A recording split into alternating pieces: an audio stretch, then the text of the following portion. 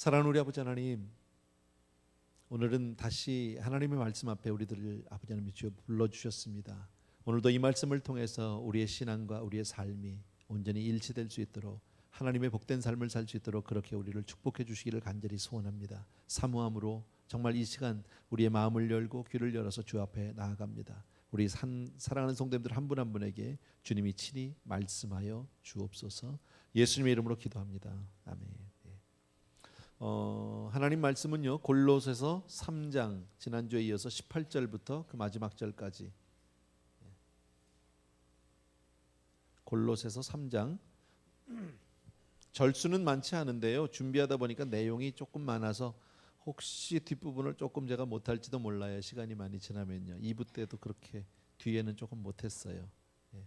18절부터 25절을 제가 빠른 속도로 읽을 테니까 여러분 그냥 한치 눈으로 같이 읽어주시면 좋겠습니다. 아내들아 남편에게 복종하라. 이는 주 안에서 마땅하니라. 남편들아 아내를 사랑하며 괴롭게 하지 말라. 자녀들아 모든 일에 부모에게 순종하라. 이는 주 안에서 기쁘게 하는 것이니라. 아비들아 너희 자녀를 경록히 말지니 낙심할까 함이라. 종들아 모든 일에 육신의 상전들에게 순종하되 사람을 기쁘게 하는 자와 같이 눈가림만 하지 말고 오직 주를 두려워하여 성실한 마음으로 하라. 무슨 일을 하든지 마음을 다하여 주께 하듯 하고 사람에게 하듯 하지 말라. 이는 유업의 상을 주께 받을 줄 알미니 너희는 주 그리스도를 섬기느니라.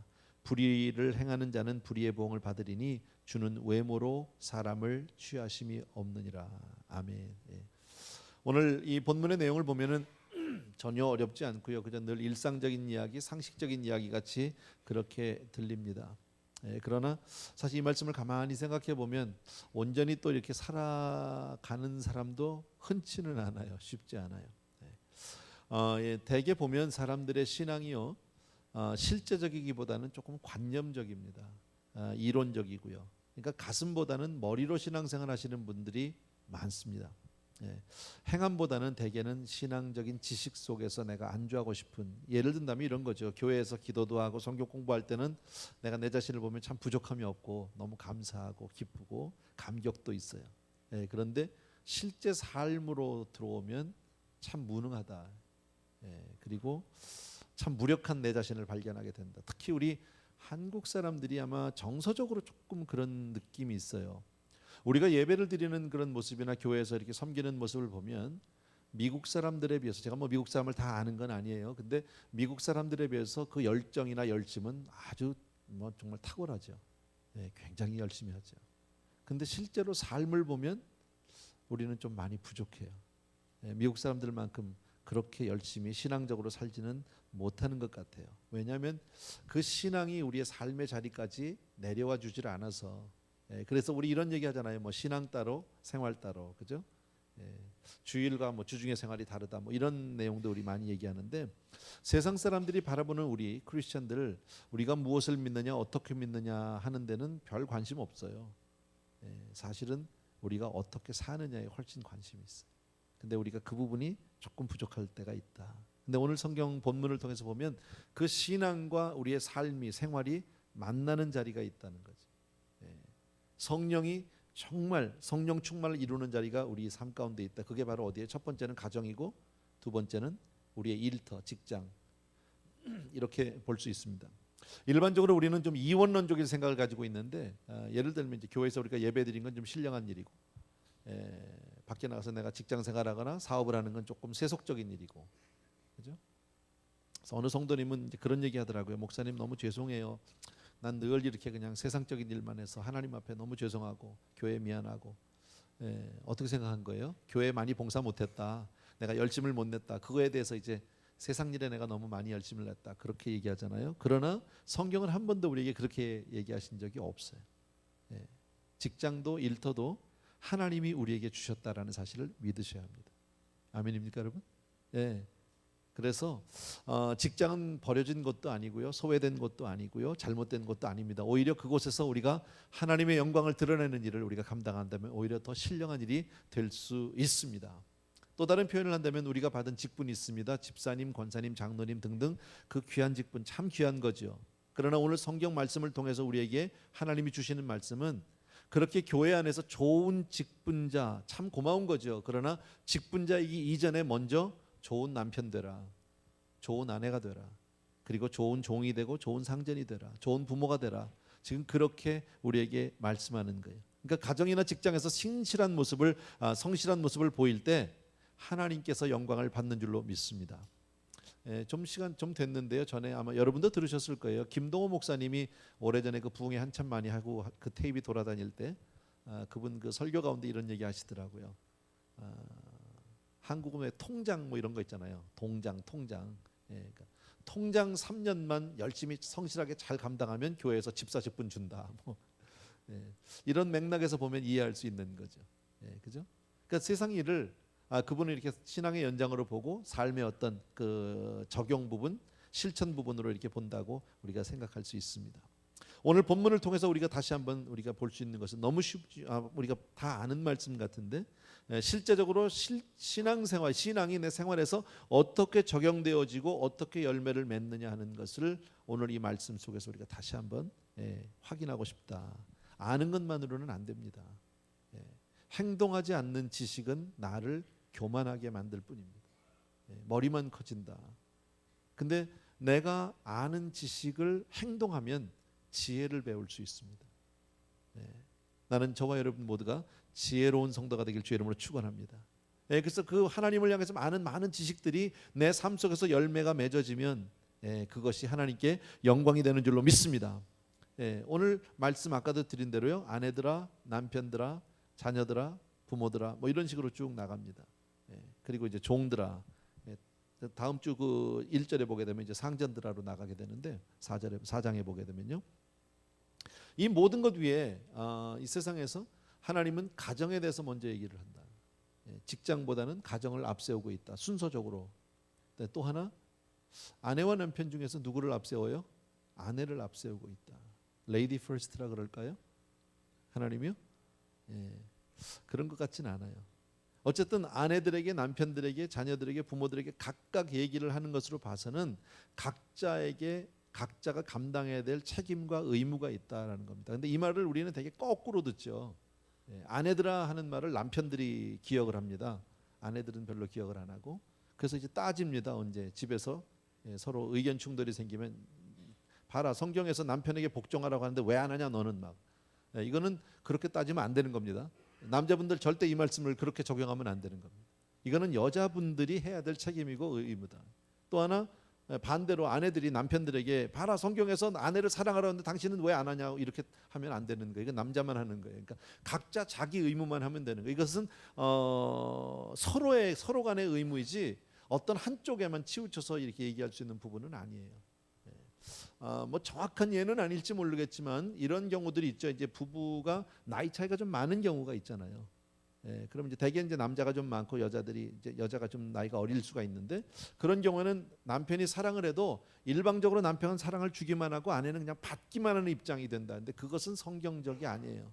각자가 서로 같은 의미를 느끼고 서로 사랑하는 것, 그것을 성경은 얘기합니다. 자, 어쨌든 18절과 19절 다시 한번 제가 읽어드리겠습니다.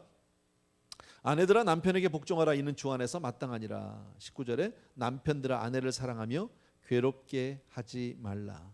자, 이 같은 말씀을요 에베소서 5장에 여러분 다 아세요. 에베소서 5장에 보게 되면 조금 다른 표현으로 조금 더 구체적으로 얘기하는데, 에베소서 5장 22절을 보게 되면 아내들이요 자기 남편에게 복종하기를 죽게 하듯 하라. 또 남편들에게는요 이와 같이 남편들도 자기 아내 사랑하기를 제 몸같이 할지니 자기 아내를 사랑하는 자는 자기를 사랑하는 것이라. 뭐 이렇게 쭉 들어보면 여러분이 성경을 말씀을 봐도 그렇고 들어봐도 그렇고 뭐 특별한 거 없죠. 뻔한 내용이잖아요. 너무나도 당연한 얘기잖아요. 근데 여기서 우리는 이런 질문을 하나 던져보고 싶다는 거죠. 왜 이렇게 뻔하고 당연해 보이는 이야기, 우리가 다 아는 것 같은 내용을 성경 여러 군데서 하나님은 이것을 우리에게 명하고 계실까? 너무나도 뻔한데, 당연한 건데, 뭐 아내가 복종하고 남편이 사랑하고 하는 게 뭐 이렇게 대단한 말씀도 아닌데, 특별한 무슨 복음의 대단한 비밀 같지도 않은데 왜 하나님은 이것을 우리에게 명령하실까라고 우리가 질문을 해본다면, 정확한 답은 아닐지 모르겠는데요, 이게 가만히 앉아서 되는 일이 아니기 때문에 그래요. 우리 가운데 거의 대부분 결혼 생활을 지금 하고 있으니까, 가정을 다 우리가 이끌어가고 꾸려가고 있으니까 우리 자신들을 보면 아는데요, 가정 생활이 만만치 않아요. 그죠? 결혼할 때는 다 그냥 다른 사람은 몰라도 나는 누구보다도 행복하고 잘 살 줄로 확신했어요. 정말 100%, 200% 자신하고 살았는데 살아보니까 그게 쉽지가 않아요. 쉽게 말씀드리면, 젊은 사람들 저한테 이제 뭐 결혼 상담을 온다든지 주례 부탁을 한다 이래가지고 찾아오는 이제 젊은이들이 있죠. 그럼 이제 막 얘기를 해주려고 하면요, 거의 대부분 잘 안 들어요. 마지못해 그냥 목사님한테 주례를 받아야 되니까 그냥 그 시간을 앉아서 채워주고 있지 뭐 그렇게 귀를 열고 들어주지는 않더라고요, 보니까. 그런 아이들도 있지만 흔치는 않아요, 일반적으로는. 그리고 그냥 우린 잘 살 거예요, 걱정하지 마세요 목사님, 뭐 그냥 우린 누구보다도 행복하게 살 자신이 있어요, 막 이러거든요. 근데 결혼에 대해서 뭘 아느냐고 물어보면 아무것도 몰라요. 우리가 다 결혼 생활을 수십 년 했는데 아세요? 내 남편을 내가 알아? 내 아내를 내가 아냐고. 살아도 모르겠잖아, 그죠? 결혼이 뭔지도 모르고 그냥 그렇게 살아왔잖아요. 얼마나 참 무모하다고 얘기해야 됩니까? 용감하다고 해야 됩니까? 잘 모르겠지만 어쨌든 하나님이 오늘 이 말씀을 주신 것을 우리 이렇게 들으시면 좋겠어요. 이거 그냥 되는 게 아니다. 저절로 이루어지는 것이 아니다. 그냥 같이 살면서 그저 그냥 뭐 애 낳고 살고 그러다 보면 다 되어진다, 그런 게 아니고 열심히 각자의 의무를, 책임을 열심히 해야 한다. 최선을 다해서 해야 한다. 그래서 기억하십시오, 여러분. 아내들아, 어떻게 하라고요? 남편에게 복종하래요. 죽게 하듯 하랍니다. 오늘 에베소서에 보니까 자기 남편에게 복종하기를 어떻게 하라고? 여자들 다시 한번 어떻게 하라고? 죽게 하듯 하라니까. 이거 기억해 주셔야 돼요. 남자들은 자기 아내를 사랑할 때 어떻게 하라고? 제 몸같이 하라고 그래서 자기 몸같이. 또 다른 표현에는 에베소서 보게 되면 주께서 교회를 사랑한 것 같이 사랑하라고 돼 있어요. 남자들이 남편들에게 아내를 어떻게 사랑하라고? 남자들 왜 이래? 주께서 교회를 사랑하듯 사랑하려면요, 목숨 바쳐 사랑해야 돼. 죽기까지 사랑해야 돼. 이유가 없어요.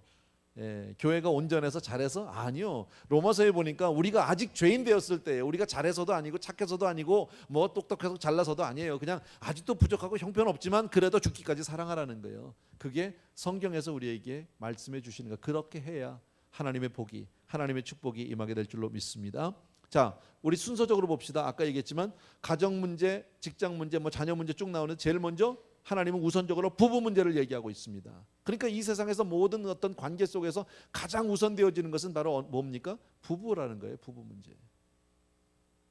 이게 한국 같은 사회에서는 특히 보게 되면 막 그냥 직장이 모든 것을 다, 직장 때문에 모든 걸 다 희생해야 되는 그런 사회의 어떤 구조 있잖아요, 그죠? 제가 예전에 그 한국에서 젊어서 직장생활 조금 할 때는 뭐 대우 빌딩 같은 데는 24시간 불이 꺼지지 않는 빌딩이라고, 그게 하나의 자랑이었었어요. 열심히 일한다는 상징이겠지만요, 그렇게 직장에만 매달려 살면 가정은 엉망되고요, 그것이 10년, 20년 뒤에 사회적인 문제로, 큰 문제로 나타나게 됩니다. 그것이 지금 우리가 겪고 있는 많은 어떤 아픔들일지도 모릅니다. 그렇게 살면 안 된다. 자, 그런데 가정 문제 중에서도 오늘 성경을 보게 되면 제일 먼저 하나님은 누구에게 얘기한다? 아내들아 그러고 얘기합니다. 왜 하나님이 먼저 여자들에게 얘기했을까요? 이유가 뭘까요? 레이디 퍼스트니까? 아니요. 하나님이 보실 때 여자가 가정에서의 여자의 그 아내의 역할이 그만큼 중요하기 때문에 여자가 어떻게 하느냐에 따라서 내 가정이 행복해질 수도 있고 아닐 수도 있으니까. 남자가 모든 걸 다 하는 것 같지만 사실은 그렇지 않다는 거죠. 하나님이 볼 때는 여자의 역할이 너무 소중하기 때문이다. 저는 이 말씀을 보면서요, 하나님이 글쎄 저라면, 만약에 내가 어느 가정을 상담하기 위해서 갔다, 그래서 남편과 아내가 있다, 그러면 아마 나 같으면 뭐 100% 나는 남자에게 먼저 얘기할 거예요. 그리고 나서 여자에게 얘기할 것 같아요. 각자 할 말이 있다면요. 근데 하나님은 뒤집어서 여자에게 먼저 이야기를 하고 있다. 그만큼 소중한 문제다라는 겁니다. 여러분, 이것이 더군다나 2000년 전으로 우리가 돌아가서 한번 생각을 잠깐 해봐야 합니다. 이 당시에 바울이 이 성경 말씀을 쓸 때의 그때의 사회 배경으로 생각하면 유대인들에게 여자들의 인권, 인격, 대접, 대우 이런 게 있어요, 없어요? 없어요. 사람 취급을 받지 못했어요. 여자는 그냥 남자에게 하나의 예속된 그냥 그 예속물일 뿐이에요. 예. 이거 굉장한 거죠. 그런데 기독교는 뭘 얘기하고 있습니까? 지금요, 복음은 남녀 평등을 얘기하고 있다. 이거 굉장히 파격적인 얘기죠. 그 당시 있을 수 없는 거죠. 예. 이것이 뭐 유대인들뿐 아니라 우리 한국도 얼마 전까지만 해도 남녀가 그렇게 뭐 평등하다. 요즘엔 뭐 여성 상위도 얘기하지만 그러나 그렇지 않아요. 어렸을 때 보면요. 제가 어렸을 때만 해도 여기 우리 어르신들 많이 계시니까 생각해 보시죠. 예전으로 돌아가서 예전에 우리가 식사할 때 집에서 보면요, 남자들은 다 안방에 앉아 있고 여자들은 밥상을 차려가지고 들어오죠. 그런데 여자들이 함께 먹나요, 못 먹나요? 못 먹어요. 남자들만 손자는 앉아 있어도 할머니는 거기 못 있어요. 남자들만 먹었어요. 식당에서요. 식탁에서요. 그리고 그 식탁이 나가야 그거 가지고 여자들은 부엌에서 먹는 거잖아요. 그래서 음식을 좀 남겨줘야 되니까 음식 남기는 문화가 그때 생긴 게 아닌가 뭐. 근데 이게 지금도요, 미개발 국가나 복음이 아직 들어가지 않은 나라는 거의 같아요.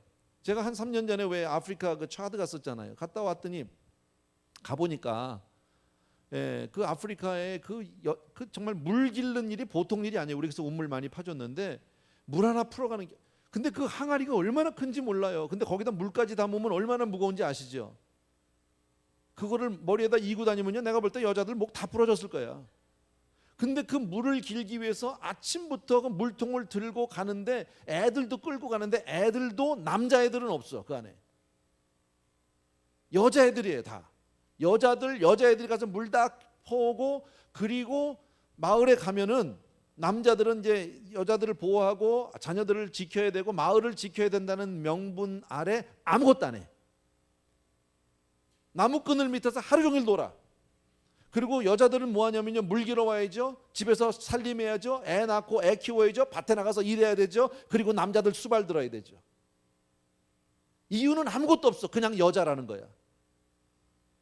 예. 이게 고대 사회나 지금 이 당시 2000년만 해도 그런 사회거든요. 그러니까 여자들은 남자에게 복종할 수밖에 없어요. 더더욱이나 그 당시에는요, 여자의 결혼 문제라든지 이혼이라든지 하는 모든 것은 남자에게 그냥 다 달려 있어요. 한 번에. 여자를 데려오고 안 데려오고 남자가 결정하는 거지, 여자가 뭐 선 보고 저 사람 마음에 든다 한다 그런 거 없어요. 더군다나 성경에 보면 같이 살다가 살기 싫으면 이혼 증서 하나 써주면 돼. 오늘부터 너는 내 아니가 아님 나가. 그러고서 종이 한 장 써주면 그걸로 끝이야, 여자는요. 그럼 그런 사회 상태에서, 그런 어떤 환경 가운데서 여자들이 남자에게 복종 안 할 수 있나요? 당연히 복종하는 거죠. 근데 그 복종은 뭐 마음이 우러나서 복종하는 복종이 아니라 이건 정말 노예적인 복종이에요. 안 하면 못 견뎌. 안 되면 무슨 학대를 받을지 모르고 어떤 대접을 받을지 모르고 두드려 맞을지도 모르고 쫓겨날지도 모르니까 어쩔 수 없이 복종하는 거예요. 그런데 복음은 뭘 얘기합니까? 그 남녀가 평등하다는 거예요. 거기다가 남편과 어떻게 교회를 갔는데 교회 가서 신앙생활 하다 보니까 이제는 형제님 자매님이 돼버렸어. 이거 할렐루야지. 여자는요 너무너무 좋은 거죠. 근데 너무 눌리다가 이게 막 자유가 이렇게 풀어지니까 여자들이 이제 또 꼭대기 올라가네. 그 남자 꼭대기 올라가서 복종을 안 한 거예요. 그래서 오늘 복종하라고 성경이 얘기하는데, 그런 배경이 있다는 것을 여러분이 조금 이해를 해주셨으면 좋겠어요. 어쨌든 복종하지, 바울이 지금 얘기하는 건 뭡니까? 예수를 믿는다는 이유로 너희들이 복종하지 않는 것은 그건 옳은 일이 아니다. 복종해야 한다라고 얘기합니다. 지금 이것이 남녀 불평등을 얘기하는 것이 아니라 남녀 평등합니다. 그러나 각자의 역할이 다르다. 여러분, 복종이라는 것은 여기서 이런 말이 아니에요. 뭐 찍소리도 하지 말라 그런 거 아니에요. 억지로 내 의견도 말할 수 없고 그냥 무조건 따르라 그런 거 아니에요. 복종하는 것은 여자가 아내가 남편보다 뭐 이렇게 열등하다 그런 말 아니에요. 여러분, 좋은 모델은 예수님을 생각하시면 돼요. 항상요. 여러분, 예수님은 하나님의 아들이세요. 그런데 그분은 육신의 부모 마리아와 요셉에게 복종하셨어요. 열등해서예요? 힘이 없어서예요? 불평등을 당할까 봐요? 아니에요. 기꺼이 기쁨으로 했다라는 겁니다. 그래서 이와 같이 성경에서 얘기하는 아내에게 복종은 강제적인 것이 아니라 적극적이고 자발적인 그런 복종을 이야기합니다. 이 자리에 계신 우리 자매들에게 부탁드립니다. 잘 들으셔야 합니다. 아내들이 남편의 영적인 권위를 세워주시기를 바랍니다. 그런데 일반적으로 보면 신앙이 남편들보다는 아내들이 앞서 있습니다. 남편들 신앙생활하는 거 보니까 좀 시원치 않아. 쉽게 말하면요. 집에서 식기도 한번 시켜도 얼마나 웃기는지 몰라. 아주 사람이 우스워 보인단 말이지. 그러나 그거를 우습게 여기거나 그것을 무시하면 안 된다. 오히려 그런 남편을 위해서 기도해야 하고 그리고 나보다 앞서게 해야 하는데 그렇게 하려다 보니까 이게 속이 뒤집어져. 열을 확 받는다고요. 그래서 여자분들이 성령 충만해야 돼요. 그걸 믿음으로 이기셔야 돼요. 언젠가 내 남편을 하나님의 사람으로 내가 만들겠다. 영적인 권위를 앞세우겠다. 그래서 복종하는 거예요. 다른 이유가 없다라는 겁니다. 남자들 잘 들어주셔야 합니다. 에베소 5장 23절에 보게 되면 남편이 아내의 머리됨이라고 얘기합니다. 하나님은 분명히 남편을 아내의 머리로 세우셨습니다. 근데 머리가 됐다는 얘기는 내가 이제 여자보다 높으니까 다 지배하고 내 마음대로 내가 짓밟겠다, 그런 것 아니다. 절대 그런 뜻이 아닙니다. 집안에서 지배하라는 뜻도, 여자를 지배하라는 뜻도 아니고 폭군이 되라는 뜻도 아닙니다. 여자를 학대하라고 세워주신 건 아니다. 여자들의 아내의 인권과 아내의 어떤 그 이 감정, 그 아내의 그 기분, 모든 것을 다 배려할 수 있어야 합니다. 괴롭히면 안 된다. 특별히요. 근데 그런 면에서 보면 그럼에도 불구하고 남자들은 남자라는, 남편이라는 그 지위를 이용해서 여자들을 참 오랫동안 학대해왔다.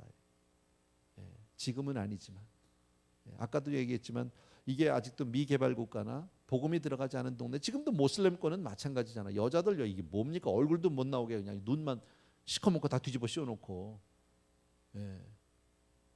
뭐 그런 거 신문에 뭐 나잖아요. 무슨 그 모슬렘권에 있는 여자가 무슨 뭐 미스 무슨 대회 뭐 가서 수영복 입었다가 뭐 맞아 죽고 뭐 그러는 거 나오는 거 아니야, 신문에? 얼핏 본 것도 같은데. 말이 돼요? 근데 그렇다고 불평등, 정말 너무 남자라는 거 하나 때문에 이제 그렇게 하는 거죠. 우리 성도님 중에서 멕시코 사시는 분이 계세요. 비즈니스 때문에. 근데 그분이요, 미국을 싫어해. 멕시코만 가도요 자기 왕같이 살 수 있거든요. 가는 데마다 탁 가면은 다 문 열어주고, 차도 먼저 타고, 밥을 먹어도 남자 먼저 먹고 다 이러거든요. 근데 미국만 오면 엘리베이터 타려고 다 여자 있으면 자기가 비켜야 되고, 내리는데도 여자들 다 내린 다음에 내려야 되고, 문 열어줘야 되고, 밥 먹는데도 자기 먼저 안 주고 딴 여자부터 주고, 열을 확 받아서 미국 못 살겠다는 거예요. 그 문화에서 살면 그럴 수 있겠죠. 근데 어쨌든 남자들 그렇게 여자의 머리라는 것을 악용해서 그것을 가지고 막 여자를 짓밟고 학대하고 그러면 안 된다. 뭐 우리 가운데 그럴 사람은 아마 없을 겁니다. 또 하나, 남편이 아내의 머리가 된다는 것은 또 다른 의미에서 본이 된다. 본이. 그리스도가 교회의 본이시다. 본이 아니라 머리다. 믿습니까, 여러분? 그죠? 그리스도는 교회의 머리입니다. 그렇다고 주님이 교회를 학대하신 적이 있나요? 교회를 막 짓밟으신 적이 있나요? 아니요. 오히려 주님은 제자들의 발을 씻어 주셨죠. 친히 본이 되어 주셨죠. 이런 것들이 남편들이 아내에게 해야 될, 남편과 아내는 동등한 인격이다. 절대 차별이 있지 않다. 머리가 됐다고 해서 내가 너 높은 것, 그런 것 아닙니다. 위치의 차이일 뿐이다. 저는 여러분보다 항상 늘 위에 있잖아요, 이렇게. 여러분들은 아래에 있고, 나는 높은 사람이다. 아주 우습게 나를 쳐다보고 있는데 그게 맞는 거예요. 여러분. 난 직임이 다를 뿐이에요, 여러분하고요. 나는 근데 높은 데 있는 것 같아도 난 늘 서 있고, 여러분은 다 앉아서 이렇게 듣고 싶으면 듣고 싫으면 졸고 뭐 얼마든지. 그래도 난 찍소리도 못 하고. 그죠? 높고 낮음의 문제는 아니에요, 여러분. 근데 분명한 거 이거는 이해해 주셔야 됩니다. 남자가 남편이 아내의 머리라고 얘기한 것은 위치적으로 순서적으로 남자가 앞서 있다는 것은 여자분들이 조금 기분 나빠도 인정해야 합니다. 왜 그러냐면 이게 창조의 질서니까. 하나님이 6일 창조를 마치시면서 사람을 만드셨을 때 남자를 만드셨어요. 그죠? 순서적으로 남자가 먼저 지어졌고 그리고 여자가 지어졌어요. 그래서 남자가 조금 앞서 있는 것 순서적으로 위치적으로 인정해 주셔야 돼요. 예, 또 하나는 하나님이 남자와 여자를 지으신 목적이 조금 다르다라는 겁니다. 하나님이 처음으로 남자를 지으실 때는 그 남자를 사람을 통해서 하나님이 온 인류를 구원하시고자 하는 구원의 계획이 있어요. 근데 여자를 지으실 때는 구원 계획보다는 남자를 도우라고 지으셨어요. 역할이 다른 거예요. 그러니까 남자는 더 크고 이게 아니라 역할만 다르다. 이해해 주시길 바랍니다. 아멘입니까 여러분? 어쨌든 여러분 왜 제가 이런 말씀을 드리냐면 사람은 누구든지 가장 아름다운 것은 자기 자리에 있을 때예요. 여러분 자기 각자 자기에 맞는 위치에 있을 때 제자리에 있을 때가 제일 아름답고 자연스럽다. 뭐 요즘 비유는 아닌데 비유가 생각이 안 나서 예전 같으면 왜 한국에서 뭐 그런 거 있잖아요. 아주머니들이 장바구니를 들고 캬바레를 간다. 장바구니를 들면 시장 가는 게 맞는 거잖아요. 그죠? 그러면 그건 아름다운 게 아니죠. 그죠? 목사는 교회에 있을 때가 제일 아름다운 거예요. 내가 술집에 가 있으면 아름답겠어요? 제가 매주일 이렇게 마이크를 들고 이렇게 마이크 누구보다도 많이 사용하는 사람인데 내가 이 마이크를 노래방에서 잡고 있다면 괜찮겠어요? 그건 뭐 이상하죠. 어색하죠. 어울리지 않죠. 예, 그건 이상한 거다. 그러니까 위치적으로 아까 말씀드린 대로 남편이 아내의 머리 됐으니까 하나님은 각 가정의 머리를 몇 개 주셨을까요? 하나지. 그죠? 가정의 대표는 남자죠. 예. 그래야 되는데 간혹 보면 어떤 집에는 여자가 남자 위에 올라가 있는 집이 있단 말이지. 그럼 아까 말씀드린 대로 가정의 머리를 하나만 주셨는데 하나가 더 올라가 있으면 머리가 몇 개인 거야 결국은? 2개인 거야. 그럼 몸은 하나인데 머리가 둘이면 그건 뭐예요? 괴물이다. 그러니까 가정을 괴물로 만들지 말아라. 아시겠죠? 예, 세워줘야 된다. 예. 어쨌든 아까 말씀드린 대로 남편들이 아내를 사랑하라고 하는 것은 여러분 이거 굉장히 어려운 거예요. 아내를 사랑하는 거. 이거 남자분들은 다 하는데요. 한 여자만을 끝까지 사랑한다는 건 보통 어려운 일이 아니에요. 아니에요? 나도 뒷감당이 지금 안 돼요. 지금 이거 나중에 어떻게 이걸 뒷감당을 해야 될지 모르겠는데, 예. 근데 성경은 말씀하기를 그러잖아요. 주님이 교회를 사랑한 것처럼 그렇게 사랑하는, 죽기까지 사랑하라는 거예요. 사랑은 물론 감정이 있어요, 그죠? 어떤 느낌도 있고. 그러나 하나님이 말씀하시는 사랑은 그것을 얘기하는 게 아니죠. 의지죠. 사랑하겠다고 하는 결단이죠, 여러분. 느낌이 없어져도 감정이 떠나가도 사랑하겠다는 감정. 하나님의 사랑이 변치 않는다는 것은 여러분, 하나님의 사랑은 결단코 His love endures forever. 끝까지 영원하다고 하는 것은 뭐예요? 하나님이 감정이 없으신 분이 아니거든요. 하나님도 감정이 있어요. 감정이 더 클 때도 있고 작을 때도 있고 식을 때도 있겠죠. 그러나 하나님의 사랑은 영원토록 변치 않는다. 믿습니까, 여러분? 그런 사랑을 하라는 거예요. 끝까지 여러분. 꼭 기억해 주셨으면 좋겠습니다. 20절 우리 자녀들 제가 읽겠습니다. 자녀들아 모든 일에 부모에게 순종하라. 이는 주 안에서 기쁘게 하는 것이라. 자녀들은 부모에게 순종해야 된다. 이거 당연한 건데 왜 써놔야 합니까? 여기 순종이 잘 안 돼. 사랑은 내리사랑이에요. 그건 쉬워요. 그러니까 성경에 보면 부모 보러 자녀를 사랑하라고 하는 말은 없어요. 계명 가운데요. 근데 성경 말씀에 5계명에 부모를 공경하래요. 그리하면 내가 이 땅에서 잘되고 장수한다고 약속하고 있단 말이죠. 상급까지 주겠다는 거죠. 그러니까 쉬운 일이에요? 안 쉬운 일이에요? 이거 굉장히 어려운 일이에요, 여러분. 하나님이 그걸 너무 잘 아세요. 그러니까 우리가 하나님 앞에 충성하는 거 참 어려운 거예요. 주님이 그거 아세요. 그래서 우리가 조금만 해도 하나님이 너무 기뻐하시는 거죠. 쉬운 일이 아니니까. 하나님이 우리를 사랑하는 건 내추럴이에요, 어떻게 보면요. 근데 우리가 하나님을 사랑한다? 이건 굉장히 의지적이고, 그건 굉장한 우리의 각오와 희생이 필요하다, 따른다. 마찬가지로 여러분, 우리가 정말 자녀들이 잘 되기를 원하면 부모님들은 어려서부터 자녀들을 부모에게 공경하는 것을 가르쳐야 합니다. 내가 효도받자고가 아니라 내 자녀가 잘 되게 하기 위해서 그렇게 가르쳐 주셔야 할 줄로 믿습니다. 아멘. 네, 순종하는 거예요. 21절 보면 아비들아 너희 자녀를 경록히 하지 말지니 낙심할까 함이라. 에베소 6장 4절에서는 이렇게 얘기합니다. 자녀를 노엽게 하지 말고 오직 주의 교양과 훈계로 양육하라. 뭐 같은 말이에요, 여러분. 노엽게 하지 말라 무슨 얘기? 화나게 하지 말라. 감정을, 그러니까 어린 애들이라고 자녀라고 해도 감정, 인격, 자존심 다 있다. 건드리지 마라. 그런 건 무시하지 마라. 그냥 부모라고 그냥 윽박질러서 막 무조건 넌 막 시끄러 인마 이렇게. 요즘에는 그런 어른들이 좀 없죠. 예전에는 그런 어른들 좀 있었어요. 젊은 사람들이 뭐 이렇게 애들이 뭘 얘기 좀 하려 그러면 어디다 대고 어른한테 말대꾸야. 막 시어머니가 막 이러고 나가면 이건 말을 못 하게 하는 거야. 자기는 와서 막 하면서 얘기하려 그러면 어디다 대고. 아니 왜 와서 얘기를 해? 그럼요. 같이 얘기하는 것도 아니면. 그런 경우 많았죠. 일방적으로 윽박지르는 거죠. 물론 어린 자녀는 아니겠지만 어쨌든 우리 자녀들을 키우면서 자녀의 감정, 인격 존중할 수 있어야 합니다. 자존심을 짓밟으면 안 된다라는 겁니다. 성경 말씀에 우리가 잘 아는 대로 자녀를 노엽게 하지 말라고 그랬는데요. 이게 사실 제가 오래전에 고등학생들 그 사역을 한 적이 있었어요. 전도사 때요. 근데 참 상상외로 부모를 미워하는 애들이 많아요. 요즘도 그렇게 많이 다르지 않을 거예요. 제가 잘은 몰라도. 아주 극소수긴 하지만 어떤 아이들은 부모를 죽이고 싶어 해요. 왜 그럴까요? 여러분, 그만큼 부모에게 상처를 받았기 때문이에요. 그럼 부모는 무슨 상처를 그렇게 줬을까요? 세상에 어느 부모가 자기 자식을 사랑하지 않는 부모가 세상에 어디 있습니까? 사랑의 표현이나 방법은 다를 수 있지만 사랑은 맞잖아. 자기 자식은 다 사랑하잖아. 그런데 왜 그렇게 상처를 줬을까요?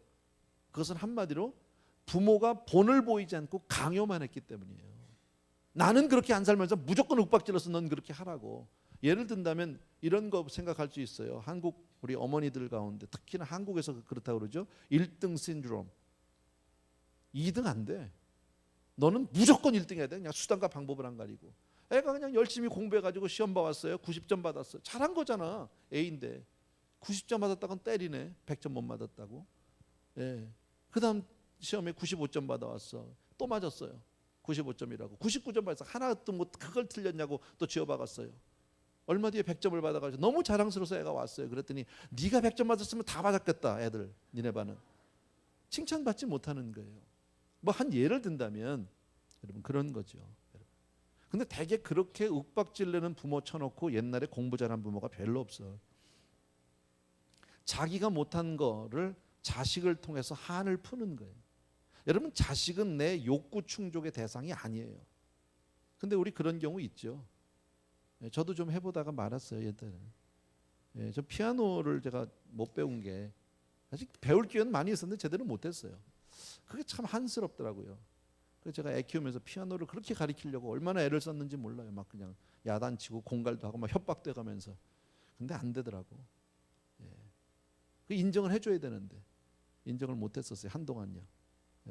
어떻게 해서든지 가르쳐주고 싶어. 너한테 좋은 거니까. 그건 너한테 좋은 게 아니라 나 좋은 거지 사실은.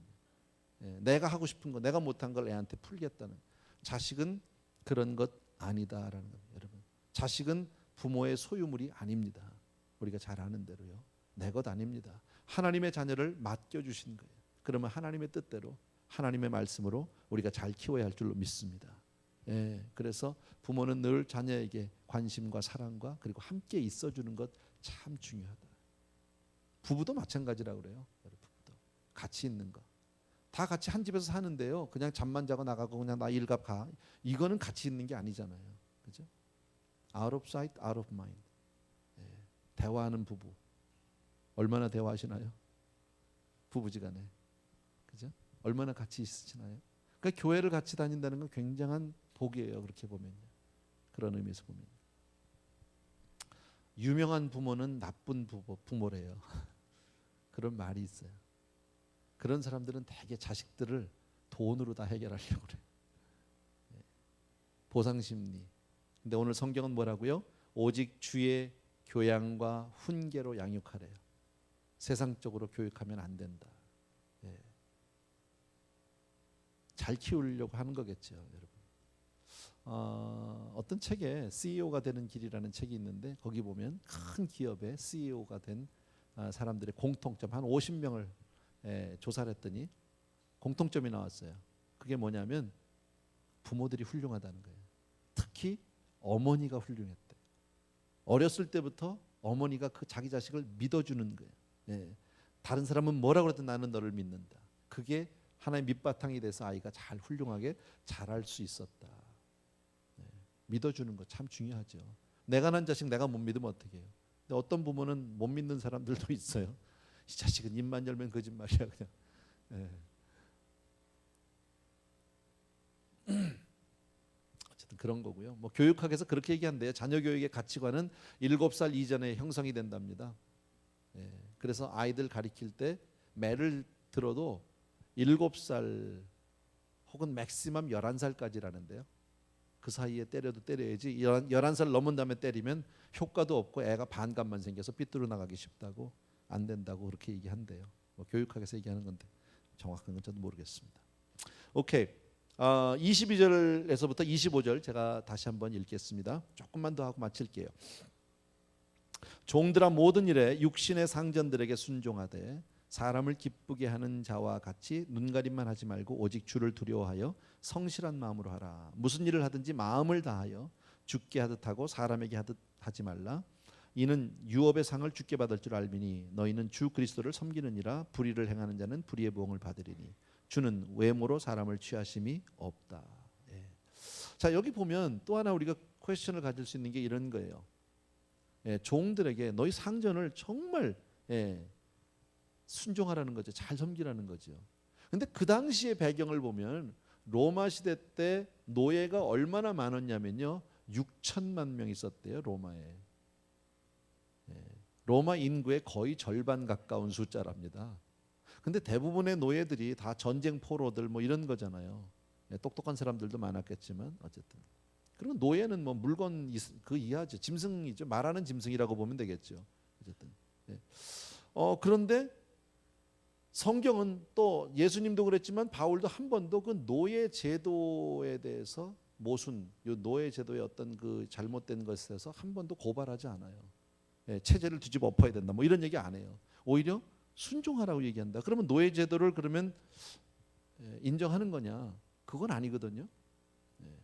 하나님은 누가 누구를 지배하고 종속되고 이런 것을 하나님은 원치 않으세요, 여러분. 노예 제도는 반드시 어떤 사회에서도 추방돼야 될 그런 가증스러운 악입니다. 그럼에도 불구하고 성경은 한 번도 노예 제도에 대해서 비난하거나 폐지해야 된다는 주장을 하지 않는다는 거예요. 이것이 우리 크리스찬들이 세상을 살아가는 또 하나의 어떤 그 가이드라인이라고 생각할 수 있어요. 세상을 보면 우리는 세상의 부조리나 세상의 부패나 부정을 우리가 볼 수 있습니다. 그래서 뭐 사회 개혁, 뭐 혁파, 뭐 여러 가지 얘기할 수 있습니다. 그러나 크리스찬들은 그러면 안 된다는 거예요. 한때는 막 그냥 한국에서 막 데모하고 이럴 때 신학대학교도 막 나가서 데모하고 이건 아닌데 우리는 그렇게 살면 안 된다. 주님이 노예에 관심이 없다거나 노예를 불쌍히 여기지 않는다거나 그런 건 아니에요. 주님은 누구보다도 낮고 천한 자들을 불쌍히 여기셨고 그들을 사랑하셨고 그들의 친구가 친히 되어 주셨습니다. 그러나 우리 주님이 십자가에 달려 돌아가시는 그 구속의 은혜는 특별한 몇몇 사람만이 아니라 모든 인류를 위해서 돌아가셨다 믿으시면 아멘. 그죠? 그래서 종이나 상전이나 관계없이 여러분 다 구원해 주시고 죄의 저주에서 해방이 되면 자연스럽게 이 문제가 해결이 된다. 그것이 복음의 방법이에요. 여러분 얼마 전에 우리가 새벽기도하면서 그 빌레몬서를 한 적이 있었거든요. 빌레몬서를 보면 빌레몬이라고 하는 한 사람의 종이 도망간 이야기예요. 노예가 오네시모라고 하는 노예가 그 주인 집에서 물건을 훔치고 돈을 훔쳐서 도망갑니다. 탈출을 한 거죠. 근데 그 당시의 배경에 그렇게 도망간 노예는 잡으면 그냥 이건 즉결입니다. 그냥 사형해도 누가 얘기 못합니다. 근데 그가 로마에 왔다가 누구를 만나게 되냐면 바울을 만납니다. 그리고 바울과 만남을 통해서 복음 안에서 그가 은혜를 받게 되고 새롭게 거듭납니다. 그 다음에 바울이 편지를 써서 그 오네시모를 자기의 주인 빌레몬에게 다시 돌려보내는 이야기예요. 그런데 거기다 뭐라고 쓰냐면 빌레몬에게 얘기하면서 이렇게 얘기합니다. 오네시모를 종으로 네가 여기지 말고 형제로 받아달라고 얘기합니다. 이는 내 형제라고. 나는 네가 그렇게 할 줄로 믿는다고. 그래서 종과 어떤 그 상전의 지위를 평등하게 만드는 복음 안에서 그리고 서로 그리스도 안에서 형제로 서로 용납하는 그것을 말씀하고 있다라는 여러분. 그런 관계에서 우리가 세상을 살아도 주종 관계가 있죠. 그죠? 우리가 직장 생활하면서 주종 관계가 없을 수 없지만 그런 주종 관계에서 정말 오늘 이 25절 끝에 보면 주는 외모로 사람을 취하지 않는다는 거죠. 우리의 중심으로 우리가 죽게 하듯 누구에게 해도 최선을 다하는 그런 모습으로 살아야 할 줄로 믿습니다.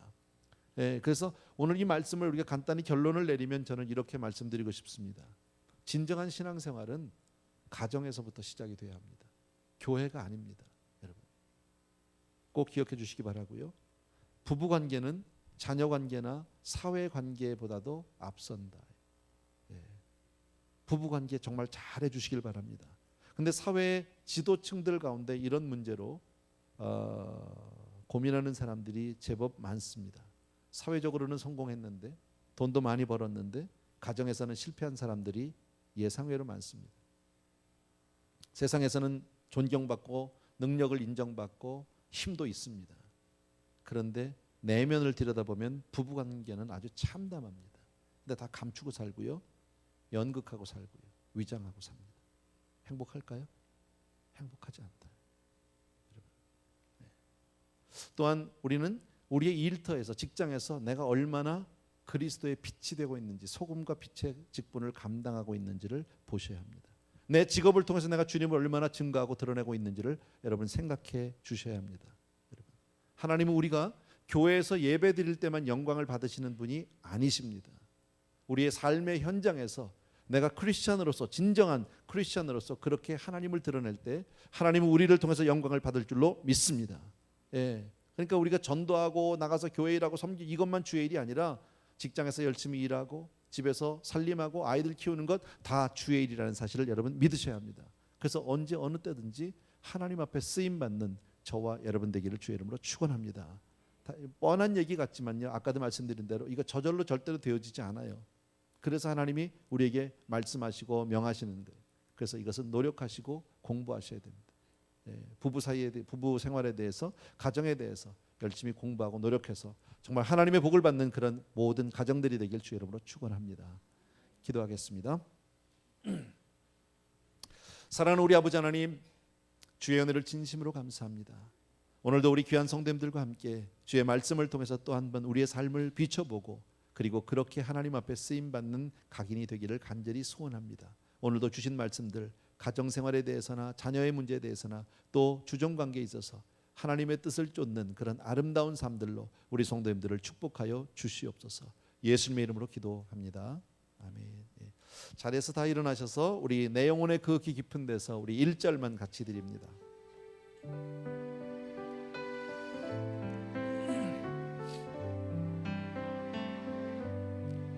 내 영혼의 극히 깊은 데서 맑은 가락이 울려나네.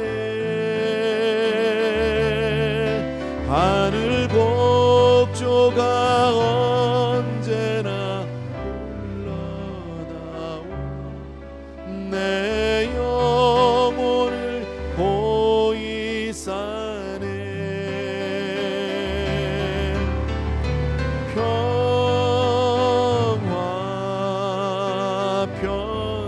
평화로다.